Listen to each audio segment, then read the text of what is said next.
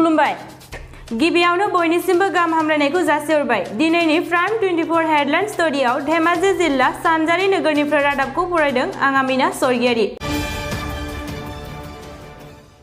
दिनैनि गाहाय रादाबफोरा जाबाय सिमेन्टसापरि फरायसालिमायाव बर' फरायसा थुनलाइयारि आफादनि खन्थाइगिरि जथुम्मा। आसामनि सानसुमै डक्टर भुपेन हाजरिका थैनाय सानखौ गोबां दाब दाब जायगायाव फालिदों। गसाइगाव महकुमानि सिङाव थानाय कसुगाव एसटि क्लारेट इंलिश स्कुलाव गार्जेन मिट खुंफुंनाय।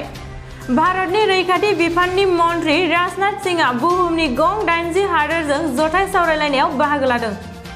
पाकिस्तान वुमेन आरो बांलादेश वुमेननि T20 खेलनि फिथाइ। दानिया फैदो आबुं रादाबाव। खुलुमबाय आं रैरुप नार्जारि। 5 नभेम्बर खालि सिमेन्टसापरि फरायसालिमायाव सिमेन्टसापरि फरायसालिमा बर' फरायसा थुनलाइयारि आफादनि बानजायनायाव खन्थाइगिरि जथुम्मा खुंफुंनाय जायो। बे खन्थाइगिरि जथुमनि गेजेरजों फरायसाफोरखौ इयुनाव गोख्रों खन्थाइगिरि सोरजिनायनि थांखिजों बे हाबाफारिखौ लानाय जादों होननानै मोनथिहोदों। बे खन्थाइगिरि जथुमनि गेजेरजों 3 खन्थाइगिरिफोरखौ सायख'नानै सेथि बान्थाखौ गोजौसिन गेजेरारि थाखोनि फरायसा नेरसोन बसुमतारिया मोननो हादों। नैथि बान्थाखौ गोजौसिन गेजेरारि थाखोनि फरायसा थरायना पुर्णिमा मुसाहारिया मोननो हादों।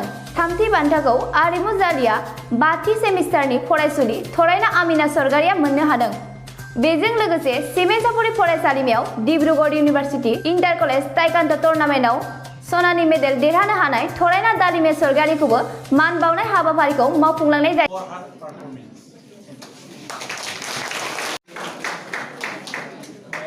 मख'नो गोनांदि दालिमी सरगारिया डिब्रुगड़ इउनिभार्सिटि ताइकान्ड' टुर्नामेन्टआव खननै सनानि मेडेल देरहानो हादों। बेनि थाखायनो फोरोंगिरि हानजा आरो फरायसा आफादा मान बावनाय जादों। 5 नभेम्बर खालारखालि आसामनि सासे सानसुमै समाज सिबियारि, मेथाइ लिरगिरि, खनगिरि, खन्थाइगिरि, रायथाइगिरि आरो सावथुन लिरगिरि आरो बायदि बायदि आयदायाव आखा-फाखा डक्टर भुपेन हाजरिका बिथाङा 1920 मायथाइयाव जोनोम जाना 2011 मायथाइनि 5 नभेम्बर खालारखालि रुंसारि जायो।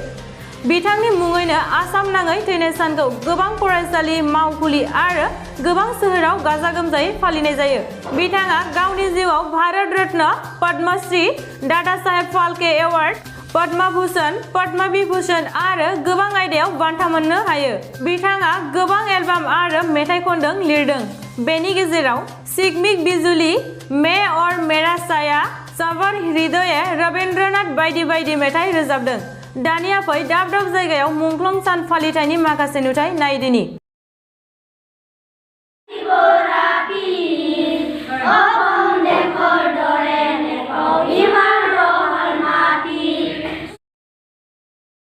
खुलुमबाय आं सुजुमा बर'। 4 नभेम्बर खालारखालि क'क्राझार जिल्लानि गसाइगाव महकुमानि सिङाव थानाय कसुगाव एसटि क्लारेट इंलिश मिडियाम स्कुलाव फरायसाफोरनि दावगानायनि सायाव सोनारनानै गथ'फोरनि बिमा-बिफाफोरखौ लानानै गोख्रों सावरायलायनायनि थाखाय गार्जेन मिट खुंफुंनाय जायो।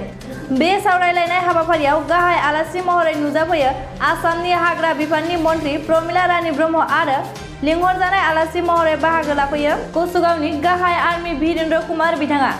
बे मेलाव गाहाय आलासिफोरा फरायसाफोरनि जौगानायजों लोगोसे समाजनि दावगानायनि सायाव बेसेन गोसा बिबुंथि होलाङो। दानिया फै गाहाय आलासिफोरनि फंनैसो बिबुंथि खोनासंनि। मोजां होननानै बुंदों, बिराद मोजां रिजाल्ट खालामदों, बे स्कुलनिफ्राय बिराद मोजां रिजाल्ट खालायो होननानै बुंदों। गमामायै सैथो डन बस्क' स्कुल। 4 नभेम्बर खालारखालि भारतनि रैखाथि बिफाननि मन्त्रि राजनाथ सिंहआ रैखाथि आयदायाव बुहुमनि गं 80 हादोरजों जथाय सावरायलायनायाव नुजाथिहैनाय जादों। बे सावरायलायनायनि गेजेरजों बुहुमनाङै 2020 मायथाइनि गेजेराव डिफेन्स एक्सप' मिशन लानाय जादों। बे सावरायलायनायनि गेजेरजों गंफ्रोम हादोरनि सोरगिदिं सीमाखौ गिबियावनो गोख्रों खालामनो, गावजों गाव फालांगिनि सोमोन्दै आरो हान्थामेला एबा थांलाय फैनायनि राहा लामाखौ आरो गावजों गाव सोमोन्दो लानाय बेफोर गासैबो आयदाखौनो गिबियाव गोख्रों खालामना खान्थिजों रादाय खाना लानो खावलायदों। लाहौराव जानाय पाकिस्तान वुमेननि हेंथायै बांलादेश वुमेन हानजाया देरहासार जायो। गाहायै पाकिस्तान वुमेनआ गिबियाव बेटिं खालामना अल आउट जाना 210 रान खालामो, नाथाय बांलादेश वुमेन हानजाया 9 उइकेट जाना 211 रान खालामो। गाहायै बे खेलाव बांलादेश वुमेन हानजाया देरहासार जायो। एसेयावनो दिनैनि रादाबखौ फोजोबनाय जाबाय। गोजोन्थों।